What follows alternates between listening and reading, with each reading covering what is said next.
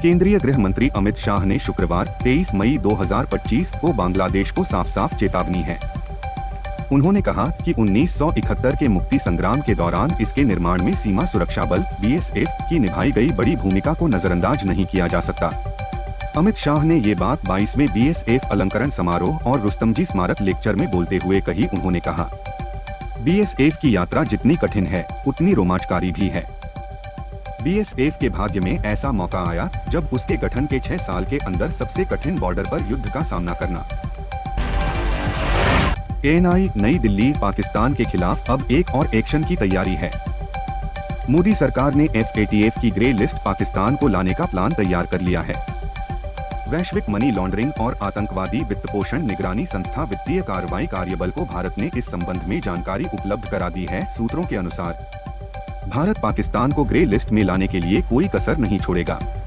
इसके लिए भारत की तरफ से FATF को एक डिटेल डोजियर भेजा जाएगा। इसमें मनी लॉन्ड्रिंग और आतंकवाद की फंडिंग में शामिल संस्थाओं और लोगों। पाकिस्तान ने भारत के साथ तनाव के बीच एक बार फिर अपने एयर स्पेस को बंद रखने की मियाद को बढ़ा दी है। वहीं भारत ने भी पाकिस्तान के लिए अपने एयर स्पेस को बैन रखने की अवधि को 23 जून तक बढ़ा दिया है। भारत ने पाकिस्तान की फ्लाइट्स के लिए नोटम को 1 महीने के लिए बढ़ाया है। यह 23 जून 2025 तक प्रभावी रहेगा। नागरिक उड्डयन मंत्रालय की ओर से जारी बयान में कहा गया, भारतीय हवाई क्षेत्र पाकिस्तान में पंजीकृत ACFTs और पाकिस्तानी एयरलाइनों ऑपरेटरों द्वारा संचालित स्वामित्व वाली या पट्टे पर ली गई ACFTs के लिए।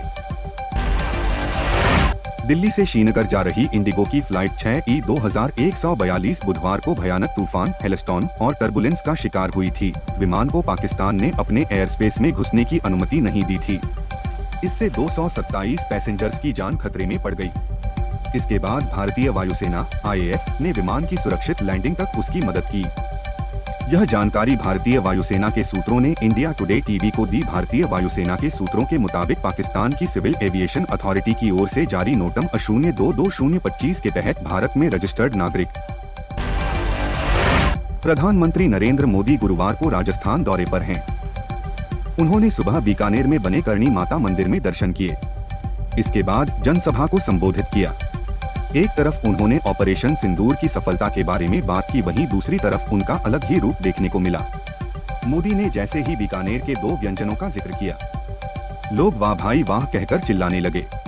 क्या है वो व्यंजन और क्या है उनकी रेसिपी, आइए जानते हैं।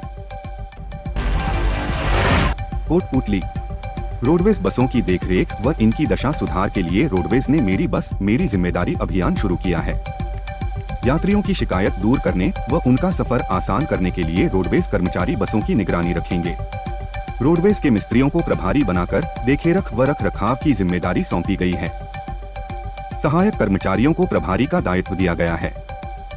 एक प्रभारी के पास 3 बसों की जिम्मेदारी रहेगी। कोटपूतली आगार में भी यह अभियान शुरू हो गया है। पहले चरण में बसों के रंग रोगन का कार्य शुरू किया गया है। राजस्थान में भीषण गर्मी का दौर जारी है। राज्य का पश्चिम समेत कई इलाकों में पारा काफी बढ़ चुका है। बीते 24 घंटों के दौरान उदयपुर, जयपुर और भरतपुर संभाग में हल्की वर्षा भी की गई। राज्य में सर्वाधिक बारिश अरनोद, प्रतापगढ़ में 23 मिमी दर्ज की गई।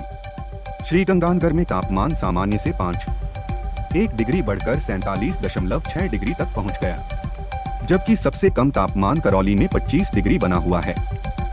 जबकि बीकानेर में 46.6, चूरू में 46.1, जैसलमेर में 46 और पिलानी में 45.3 डिग्री तापमान दर्ज किया गया।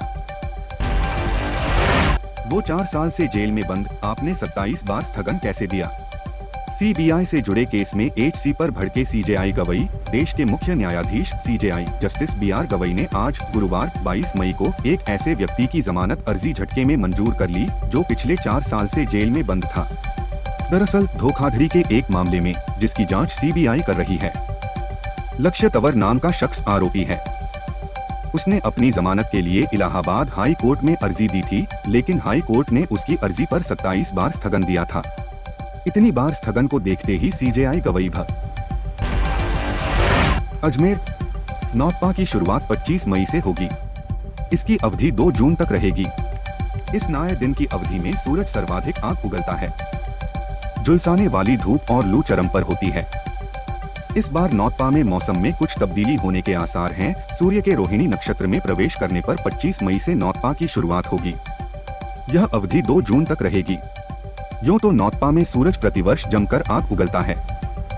पिछले साल 27 मई को तापमान 46.3 डिग्री सेल्सियस तक पहुंच गया था।